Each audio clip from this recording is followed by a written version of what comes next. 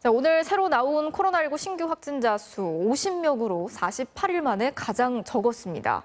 하지만 사망자가 406명으로 계속 늘고 있고 이 중에 101명은 최근 한 달 반 사이 수도권 유행으로 숨졌습니다.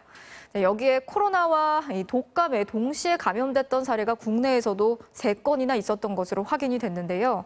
이런 경우에 사망률이 43%에 이른다는 연구 결과가 나오면서 동시 유행에 대한 우려가 더 커지고 있습니다. 전동혁 기자가 취재했습니다.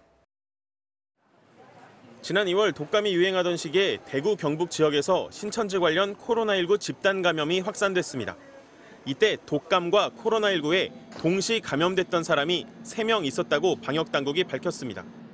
코로나 바이러스와 인플루엔자 바이러스가 둘 다 양성 나온 사례가 있다는 말씀을 드렸습니다. 올 겨울에도 두 감염병이 동시에 유행하는 이른바 트윈데믹이 충분히 일어날 수 있다는 겁니다. 국내 동시 감염 사례는 중증으로 발전하진 않았습니다.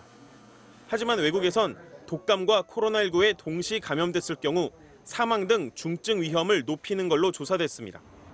영국 공중보건국은 최근 올해 1월부터 4월까지 병원을 찾은 환자 19,000여 명을 분석한 보고서를 공개했는데 독감을 앓는 환자의 경우 코로나19에 감염될 가능성은 일반인보다 58% 낮지만 일단 동시에 감염되면 사망 위험이 급격히 치솟는 걸로 나타났습니다. 아무 바이러스도 감염되지 않은 환자와 비교해 독감만 걸렸을 때는 사망률이 5%, 코로나19만 걸렸을 때는 사망률이 27% 더 높아졌는데 독감과 코로나19 모두 감염됐을 때는 사망률이 43%로 치솟은 겁니다. 서로 경쟁을 하기 때문에 동시 감염은 적지만 일단 동시 감염되면 인체를 동시에 공격해서 상태를 더 중증 사망 위험을 높인다. 우리 방역당국도 겨울이 되면 건조하고 낮은 온도 때문에 바이러스의 생존 기간이 더 길어진다며 동시 유행을 크게 걱정하고 있습니다.